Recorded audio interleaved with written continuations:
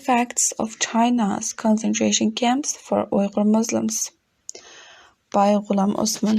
Uyghur camp survivor Gulbahar Jalilova provided a chilling description about the horrific life inside China's concentration camps, where millions of Uyghurs, male and female, young and old, are imprisoned indefinitely. Inside these camps, mothers who were separated from their newly born babies are not worried about their babies, despite their breast milk leaking constantly.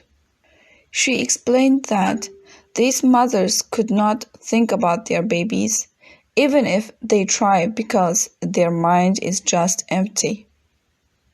Apart from the pills stopping their menstruation cycle, they are also given other pills to take, or drugs are mixed into their food that deprive them of their capacity to think. How is it possible that a breastfeeding mother cannot think about their baby?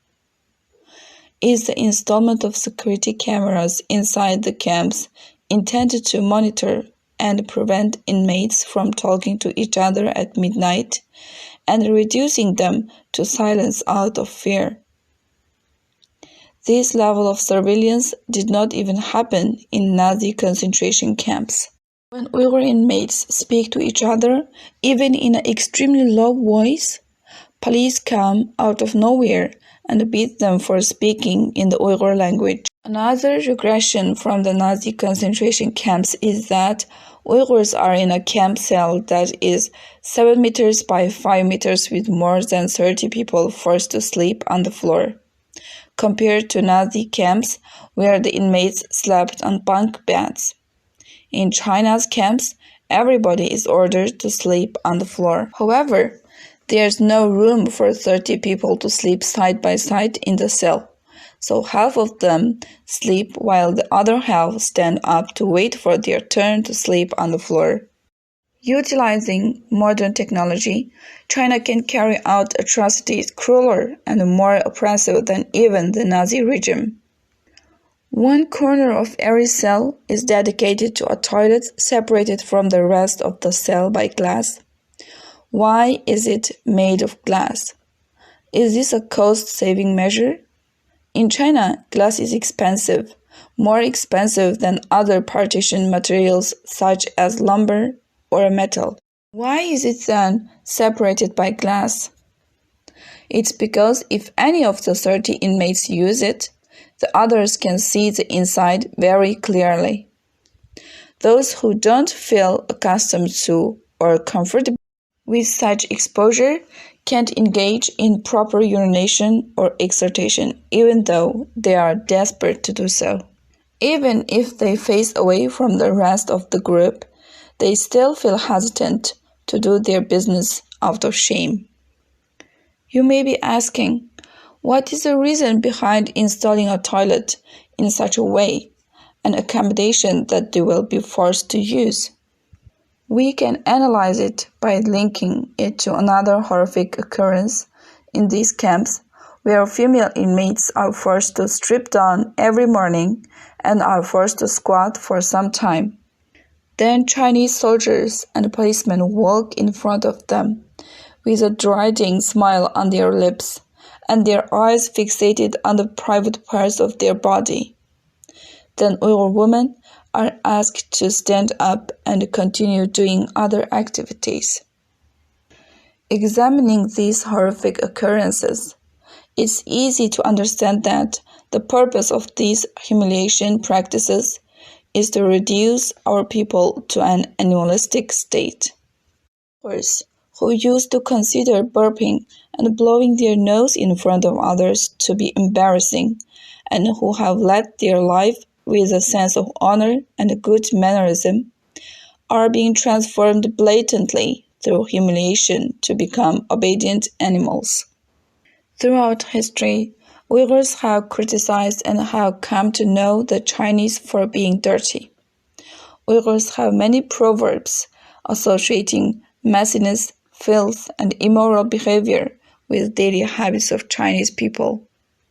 The habits of Chinese people farting while eating, blowing their nose in front of others, using a common and open toilet while talking to each other comfortably, are foreign to Uyghur culture. Instead, they are the social taboos for Uyghurs to avoid. The whole operation of concentration camps aims to re-engineer Uyghurs to behave like savages, but taking it further and transforming Uyghurs into submissive animals through brazen humiliation. Now it's largely accepted to liken the Chinese concentration camps to the Nazi ones. However, the truth is that the Nazi camps seem to have more humane facilities than the Chinese ones. Personally, I visited the Da Ku concentration camp memorial site.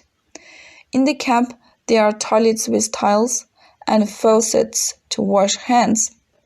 In the camps of the Chinese fascists, Uyghur inmates are given only one piece of toilet paper each, and there is no water to wash hands. Since this paper is only usable once, no matter how careful they would use it, most of the time the inmates clean their anus with their hands after defecating. Then they scrub their hands on the floor and then against the wall to get them dry. When they are outside, they use dirt to get their hands clean and dry. Prior to eating, they use the dirt again to clean their hands before eating. Now, is this due to the scarcity of water, or is it deliberately arranged this way? If it is deliberate, then what does it aim to achieve? It's rather difficult to convince people this level of cruelty is occurring as we speak. Who else in human history has ever been subject to such inhumane atrocities? The whole project aims to humiliate and re-engineer Uyghurs to be submissive animals. This process is gradually achieved through the deprivation of privacy, destruction of self-esteem, and more importantly, erasure of identity.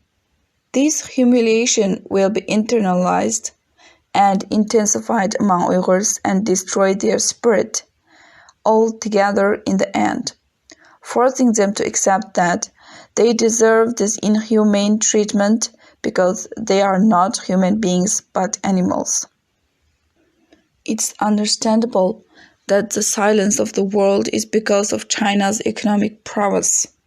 Since these 72 years of atrocities that China has committed and continues to commit against Uyghurs has gone unchecked and unopposed, who is to say that China won't move on to commit these atrocities against you? Will it not be too late then?